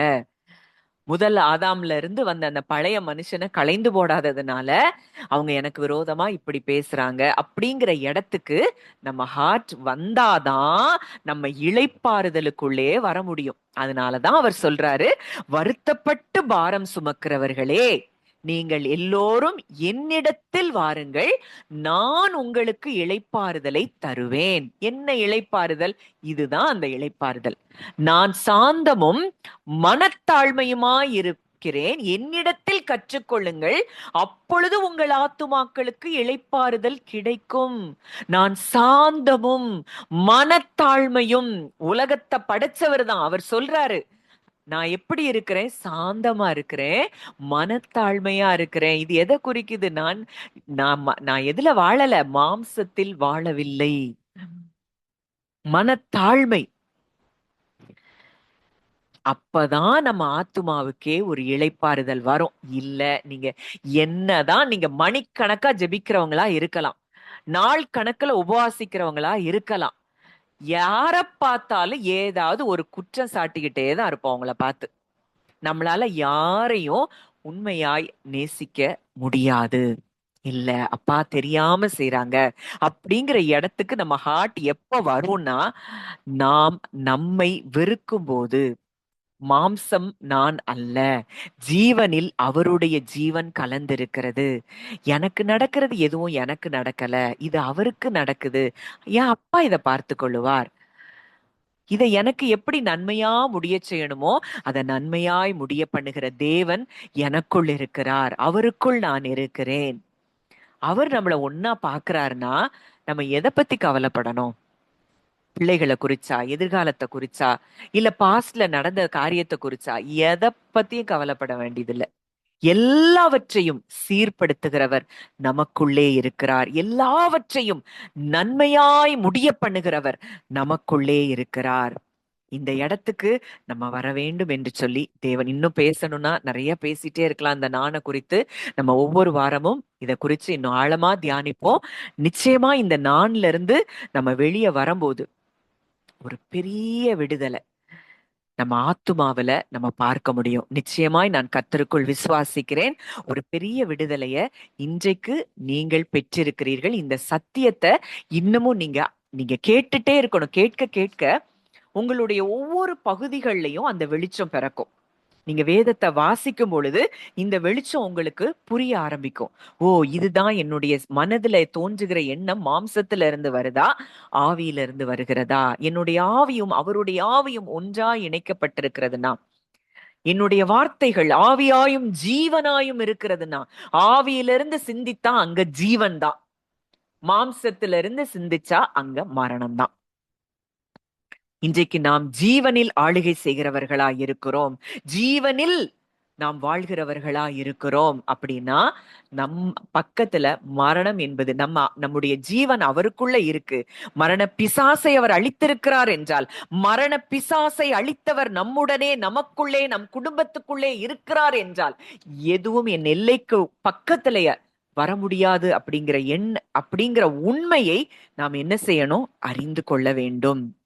இப்படிப்பட்ட ஒரு ஜீவனில் நாம் வாழும்படிக்கு தேவன் இன்றைக்கு உங்களே என்னை அழைக்கிறார். எப்பவுமே மனுஷனை பத்தி சிந்தனை, அவங்க அப்படி, இவங்க இப்படி, இது இப்படி பேசிட்டாங்க, அப்படி சொல்லிட்டாங்க, இந்த எண்ணங்கள்ல இருந்து இன்றைக்கு நாம் விடுதலை ஆகும்படிக்கு தேவன் விரும்புகிறார். அவங்களுக்கு இந்த சத்தியம் தெரியல, அவ்வளவுதான். இன்னைக்கு சத்தியம் தெரிந்த நாமே பல வேளைகள்ல கஷ்டப்படுறோம்னா, தெரியாதவர்கள் எப்படி இருப்பாங்க? அவங்க இருதயத்துல எப்பவுமே வலியில தான் இருப்பாங்க. அந்த வலியின் விளைவுல தான் நம்ம கிட்ட அவங்க அப்படி நடக்கிறாங்க அப்படிங்கிறத நம்ம புரிந்து கொள்ள ஆரம்பிக்கும் போது மனதார அவங்கள மன்னிக்க ஆரம்பிப்போம். அப்ப இந்த இந்த நானை வெறுக்கும் போது, சரீரம் நான் அல்ல அப்படிங்கிறத வெறுப்பதுதான் கிறிஸ்துவுக்குள்ள நம்ம வந்திருக்கிறோங்கிறதுக்கு அடையாளம். கிறிஸ்துவை நாம் உண்மையாய் பின்பற்றுகிறோம் என்பதற்கு அடையாளம். இதை உணர்ந்தவர்களாய் நம்ம கொஞ்ச நேரம் அப்படி தியானிக்க ஆரம்பிப்போம். அப்படியே அமைதலாய் நம்ம கொஞ்ச நேரம், ஒரு 5 மினிட்ஸ் நீங்கள் யாராய் இருக்கிறீர்கள் அப்படிங்கிறத நம்ம கொஞ்ச நேரம் தியானிக்க தியானிக்க இன்றைக்கு உங்களுக்குள்ள மறுரூபங்கள் நடக்கிறத நீங்க பார்க்க ஆரம்பிப்பீங்க. உங்களுக்கு முன்பாக அப்படியே இயேசு சிலுவையில் தொங்கிக் கொண்டிருக்கிற அந்த காட்சிய கொண்டு வாங்க. கண்களை மூடி அப்படியே லிட்ரலா சிலுவையில இயேசு தொங்கிக் கொண்டிருக்கிற அந்த காட்சி, அந்த இயேசு கிறிஸ்து சிலுவையில அங்க தொங்கிக் கொண்டிருக்கிற அந்த சிலுவையிலேயே உங்களுடைய பழைய மனுஷனும் அறையப்பட்டிருக்கிறான். கிறிஸ்துவுடனே கூட சிலுவையில் அறையப்பட்டேன், ஆயினும் பிழைத்திருக்கிறேன். உங்க பழைய மனுஷன் முற்றிலுமாய் சிலுவையில் அறையப்பட்டிருக்கிறது. பழைய மனுஷனுக்குள்ள இருந்த நேச்சர், கோபம், எரிச்சல், வைராகியம், பகை, உங்களை நீங்களே இன்ஃபீரியரா பார்த்த எண்ணங்கள், சுப்பீரியரா பார்த்த எண்ணங்கள், எதெல்லாம் இருக்குதோ அது எல்லாமே அவர் இல்ல சிலுவையில் அறையப்பட்டிருக்கிறது. அது அப்படியே ஆணி அடைச்சு அரைஞ்சாச்சு. இப்போ நீங்க புது சிருஷ்டியா இருக்கிறீர்கள். பழைய மனுஷன் மறிச்சிட்டான். நான் இப்பொழுது சுதந்திரமானவனா இருக்கிறேன், சுதந்திரமானவளா இருக்கிறேன், நான் விடுதலையாக்கப்பட்டவளா இருக்கிறேன் அப்படின்னு நீங்க உங்க இருதயத்துல பேசுங்க. இந்த தாட்ஸ் சொல்றது நான் இல்ல, இந்த மாம்சத்திலிருந்து வருகிற எதுவும் நான் அல்ல. முற்றிலுமாய் அதை நான் களைந்திருக்கிறேன். சிலுவையில் என்னுடைய பழைய மனுஷன் அவன் அறையப்பட்டு விட்டான். இனி நானும் கிறிஸ்துவும் ஒன்றாயிருக்கிறோம். பிதா, குமாரன், பரிசுத்த ஆவியானவர் என்னிடத்தில் வந்து வாசம் செய்து கொண்டிருக்கிறார்கள். என்னையும் என் தேவனையும் இனி எந்த வல்லமையும் பிரிக்க முடியாது. கிறிஸ்துவின் அன்பை விட்டு என்னை எதுவும் பிரிக்க முடியாது. அப்படிங்கறத அப்படியே உங்க இருதயத்துல நான் சொல்ல சொல்ல சொல்ல நீங்க உங்க இருதயத்துல சொல்லிக்கொண்டே இருங்க. ஆண்டவரே, உங்க அன்பு, உங்க சுபாவம் இதுதான் என்னில் பெருகி கொண்டிருக்கிறது.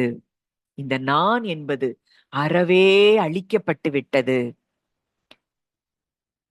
எனக்குள்ள அன்றைக்கு ஆதாமுக்குள்ள தேவன் ஜீவ சுவாசத்தை ஊதின பொழுது அவன் ஜீவ ஆத்மாவானான். இன்றைக்கு உங்களுடைய ஒவ்வொரு மூச்சுக்குள்ளையும் அந்த கிறிஸ்துதான் இருக்கிறார்.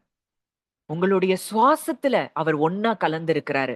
அதனாலதான் இன்றைக்கு பெரிய பெரிய ஊழியர்களை நீங்க பார்க்கும் பொழுது அவங்க ஊதுனா அங்க பரிசுத்த ஆவியானுடைய வல்லமையினால அங்க விழுறாங்க. ஏன்னா அவங்க சுவாசத்துல கூட அவர் ஒன்றாக கலந்திருக்கிறார். நம்முடைய சுவாசத்தில் அவர் ஒன்றாயிருக்கிறார்.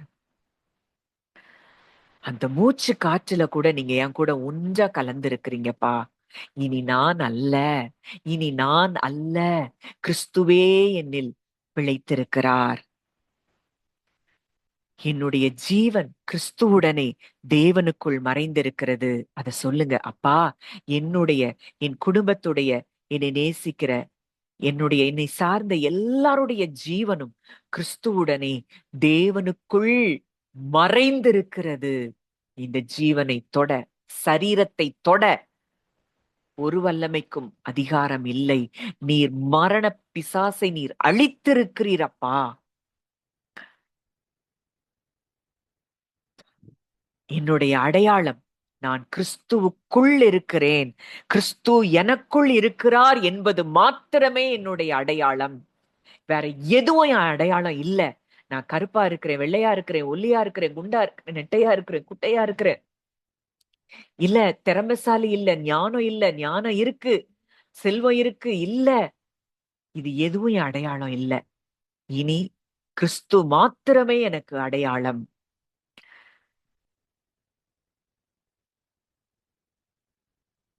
அப்பா, இன்றைக்கு நீங்க அந்த புதிய ஆடையை, ரட்சிப்பின் வஸ்திரத்தை நான் தரித்திருக்கிறேன். இந்த ரட்சிப்பின் வஸ்திரத்துல உங்க சுபாவத்தை தான் நான் தரித்திருக்கிறேன். கோபம் எனக்கு அதுல இல்ல. அந்த வஸ்திரத்துல சாந்தம் தான் இருக்கு. வெறுப்பு இல்ல, அன்புதான் அந்த வஸ்திரத்துல இருக்கு. புதிய மனுஷனை நான் தரித்து கொண்டிருக்கிறேன்.